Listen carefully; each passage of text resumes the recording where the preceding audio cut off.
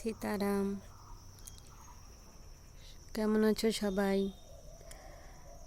যাই হোক, একটা কথা বলি, এই পৃথিবীতে কেউ কারো না।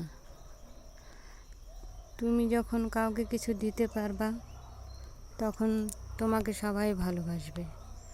যখন তুমি কিছু দিতে পারবা না, তোমাকে তাকায়ও দেখবে না।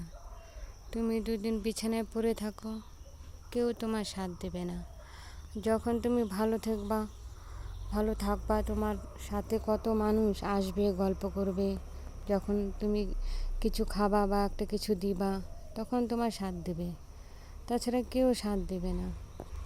দেখতে পাই, আর কেউ তো কারো ভালো চায় না।